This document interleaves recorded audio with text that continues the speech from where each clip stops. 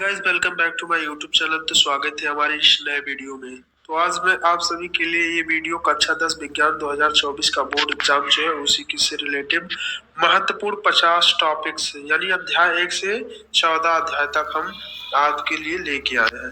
तो इसमें महत्वपूर्ण प्रश्न जो है 50 टॉपिक है, ठीक है ना, उसी के बारे में आज इस वीडियो में हम डिस्कस करेंगे।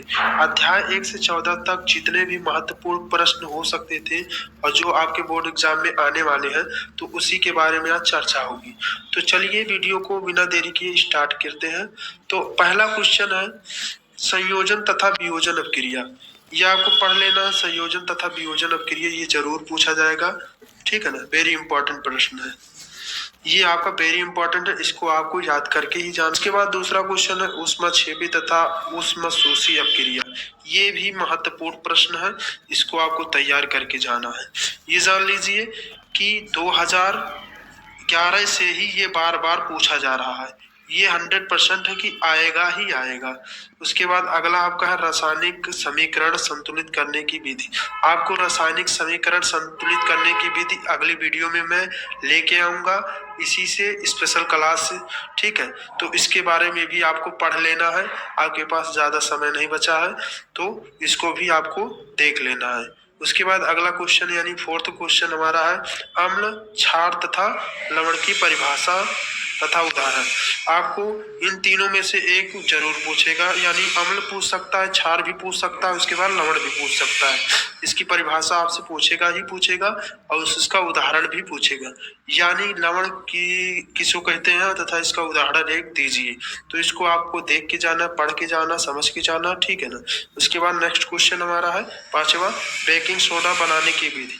बेकिंग सोडा किस प्रकार से बनती है इसको आपको देख के जाना है। ये वीवीआईपी प्रश्न है, वीवीआईपी प्रश्न है ये समझ लीजिए आप। उसके बाद नेक्स्ट क्वेश्चन हमारा धावन सोडा बनाने की विधि। ये धावन सोडा किसको कहा जाता है, कैसे बनता है, इसको आपको देख लेना है। ये बहुत वेरी इंपॉर्टेंट प्रश्न है, हमेशा पूछा जाता है। और उसके बाद नेक्स्ट क्वेश्चन हमारा है प्लास्टर ऑफ पेरिस। क्या है, प्लास्टर ऑफ पेरिस, ठीक है ना। प्लास्टर ऑफ पेरिस यानी पीओपी जो होता है, पीओपी, ठीक है। इसको आपको देखना कैसे ये बनता है, इसका क्या कार्य है। उसके बाद नेक्स्ट क्वेश्चन हमारा है उदासीनीकरण। उदासीनीकरण अपक्रिया। उदासीनीकरण अपक्रिया क्या है इसको आपको देख के जाना है। हाँ, उसके बाद हमारा नेक्स्ट क्वेश्चन है 9 धातु और अधातु, यानी धातु किसे कहते हैं तथा अधातु किसे कहते हैं, इसको आपको पढ़ के जाना है, ठीक है ना। ये हर साल पूछा जाता है, धातु किसको कहा जाता है, अधातु किसको कहा जाता है, तो इसको आपको देख लेना है, ठीक है ना। उसके बाद अगला क्वेश्चन है 10th हमारा विद्युत रासायनिक श्रेणी, ठीक है। विद्युत रासायनिक श्रेणी क्या है इसको आपको देखना है। उसके बाद नेक्स्ट क्वेश्चन हमारा है, ये अभी आपका क्या है, वीवीआईपी प्रश्न है, वीवीआईपी प्रश्न है, यानी वेरी इंपॉर्टेंट प्रश्न है आपका। उसके बाद संतृप्त तथा असंतृप्त किसको कहा जाता है, इसको भी आपको देख लेना, ठीक है ना। ये मैं आपको ये वीडियो इसलिए बना रहा हूँ कि आपको पूरा चैप्टर ना पढ़ने की जरूरत हो, आपको वेरी इंपॉर्टेंट प्रश्न कौन कौन से वही पढ़ने की जरूरत है, क्योंकि आपके पास समय बहुत कम बचा है। तो इसीलिए आपके वीडियो ये मैं लेके आया हूँ। ये मैं आपको ये वीडियो इसलिए बना रहा हूँ कि आपको पूरा चैप्टर ना पढ़ने की जरूरत हो, आपको वेरी इंपॉर्टेंट प्रश्न कौन कौन से वही पढ़ने की जरूरत है, क्योंकि आपके पास समय बहुत कम बचा है। तो इसीलिए आपके वीडियो ये मैं लेके आया हूँ, ठीक है ना। अगला प्रश्न है आपका सजातीय श्रेणी। सजातीय श्रेणी क्या है इसको आपको देख लेना है, बढ़िया से एकदम से तैयार करके ही जाना है, एग्जाम में बैठना है तैयार करके बैठना है।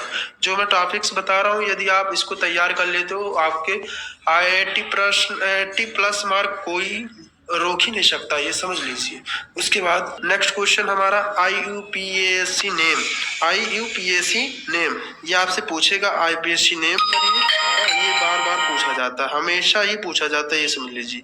उसके बाद अगला क्वेश्चन है आपका एस्टलीकरण। एस्टलीकरण ये है वीवीआईपी प्रश्न है, ठीक है, वीवीआईपी प्रश्न है, ये आएगा ही आएगा, ठीक है ना। उसके बाद अगला क्वेश्चन है हमारा साबुनीकरण। साबुनीकरण अपक्रिया किसको कहा जाता है, साबुन का बनाने का विधि क्या है, इसको भी देख लेना। उसके बाद तो अगला चैप्टर है हमारा ये जो बायोलॉजी है, उसमें आपको पहला पाचन तंत्र और श्वसन और उत्सर्जन, इस तीनों में से एक जरूर पूछेगा, ठीक है ना। तो आपको तीनों को तैयार करके जाना है, इस तीनों में से एक पूछेगा ही पूछेगा। उसके बाद अगला क्वेश्चन है लैंगिक तथा अलैंगिक जनन। लैंगिक तथा अलैंगिक जनन